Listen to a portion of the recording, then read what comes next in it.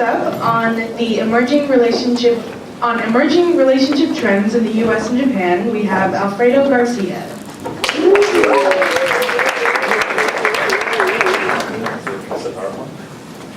Okay. Wait, is this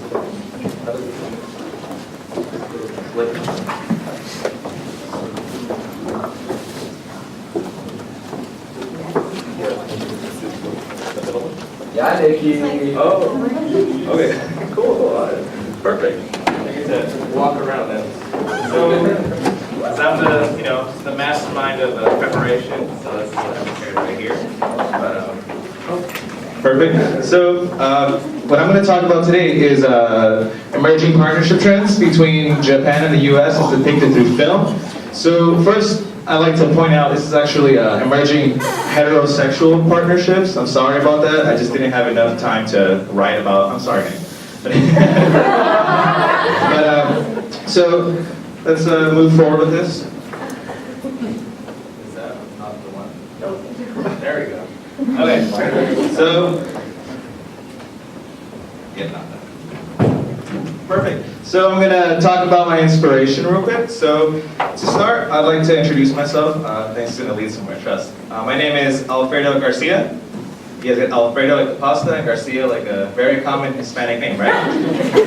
But I can point out that in my high school, there was 3 pages of Garcias during graduation. And when I came to pick up my cap and gown recently, I looked, I'm the only Garcia in the whole school, except for Andy.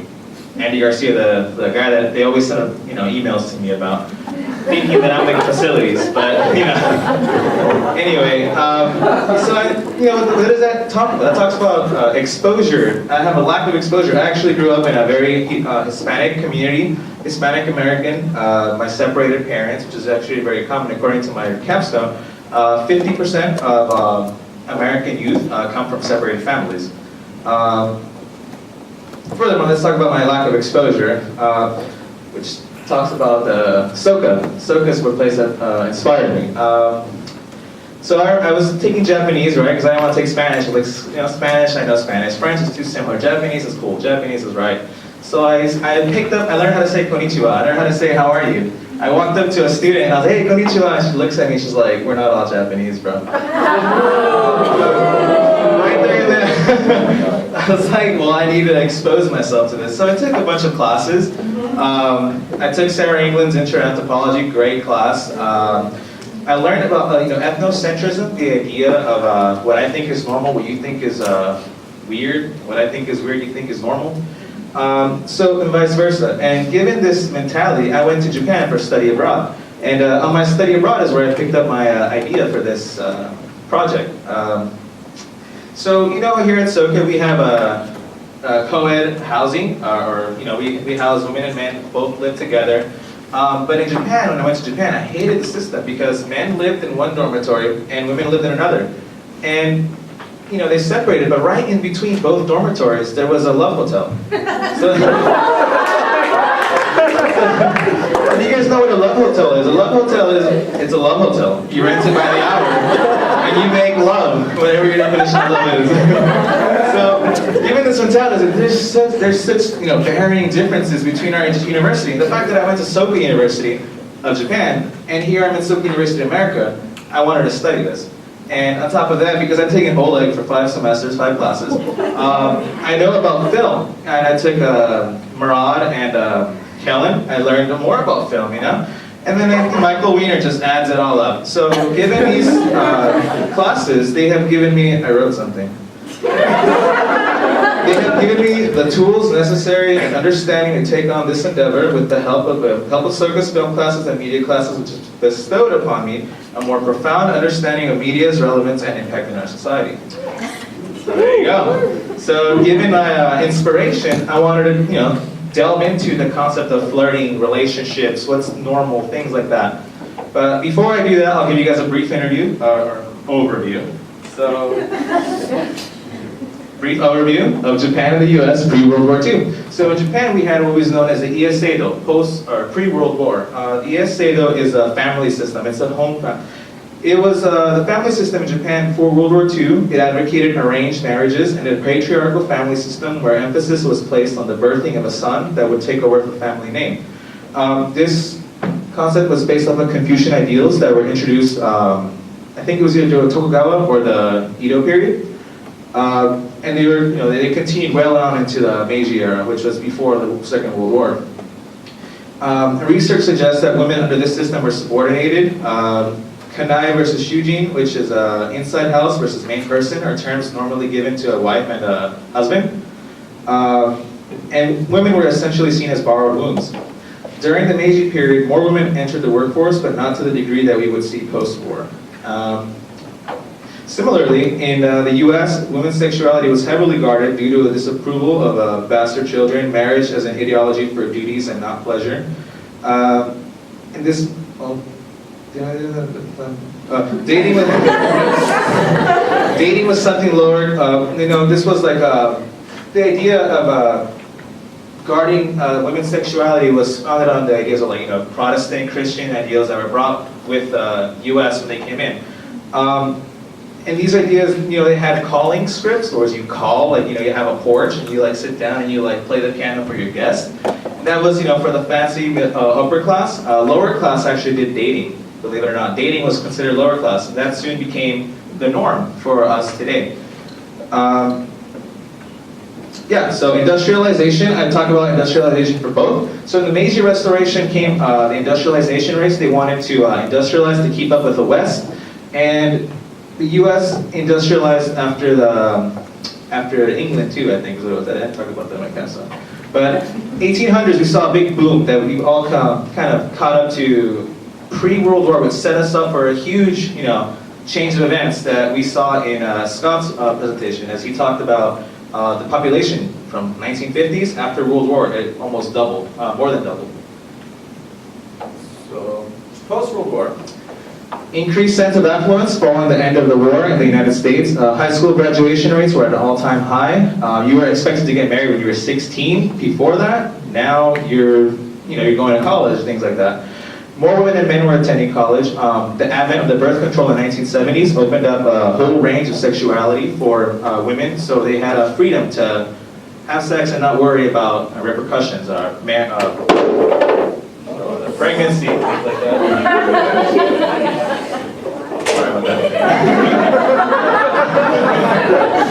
I guess you guys warned me. Thanks.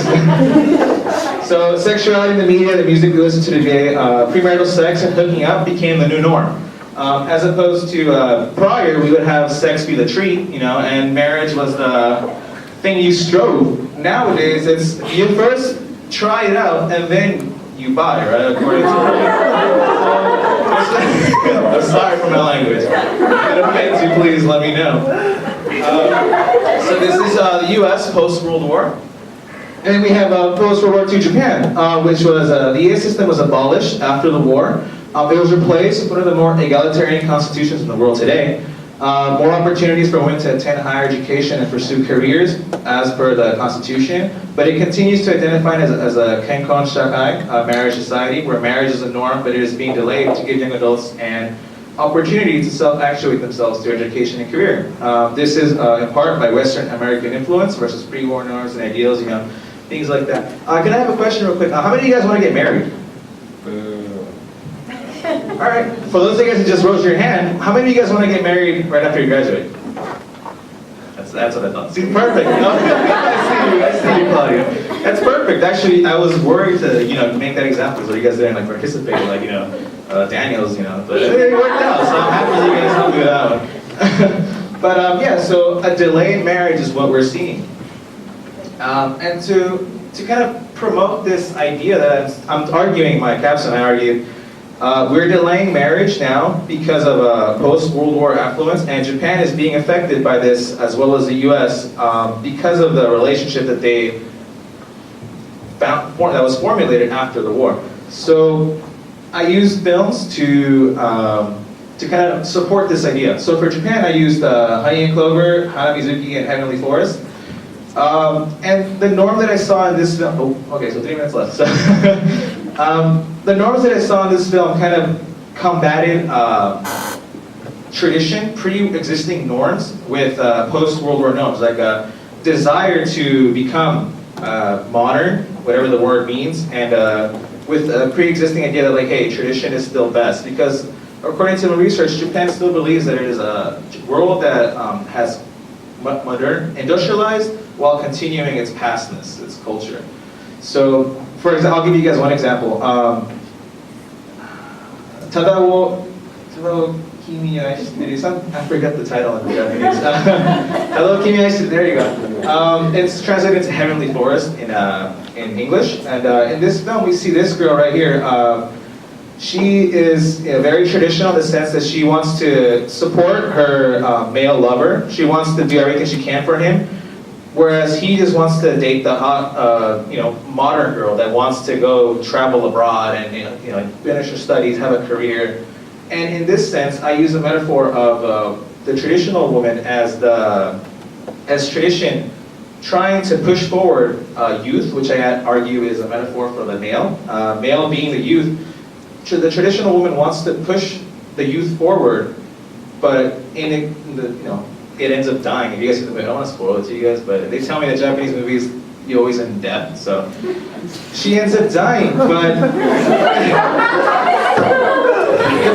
the point is she dies for the sake of his happiness, but he doesn't even want her in the end, which is the director is arguably saying here that yeah, we're gonna go towards this modernity, we're gonna kill our past, but do we really want it? Which is what we're seeing today, a state of transition. In the American side, I did No Strings Attached, that awkward moment, 500 Days of Summer. So in these films, we always see these males, usually the leads, that want to, they want to find love, but they go through a slew of members, of partners, before they finally find the one. And this is reflective of society today where we, like I said, you test it out first and then you buy it, right? So you want to, you go through partners and then you find somebody and you think, oh, this person, they're the one for me. And I'm going to marry them. But this happens after, this happens after we have a slew of partners and we agree to this idea that if we're 20 to 25, we have this myth that we think we shouldn't get married yet. We think about normal breakups. We're traveling abroad, study abroad, we break up. We're thinking about moving to another place after college, we break up. They're called natural breakups, and we think about them as normal things where we just wait until fate finds the one for us. So these are also norms that we see in the West. And emerging trends, you can read them real quick, my time's up. Both countries appear to be delaying marriage due to an increase in emerging adults' attendance of higher institutional education, but it continues to be the norm. In the U.S., we see a settled down ideology where you're expected to go through the ski of Parkers before the second of one. In Japan, it is generally accepted that you accomplish your educational career goals and then pursue a dating career, which mixing the two is not easy. If you want to talk more about it, let me know. I wrote 75 pages on this. So my thesis, I promise. Both globalized countries, I argue, are striving towards human rights and individuality of the human rights and individuality of the individual, and this is accomplished through the relay of shared ideas via media and films.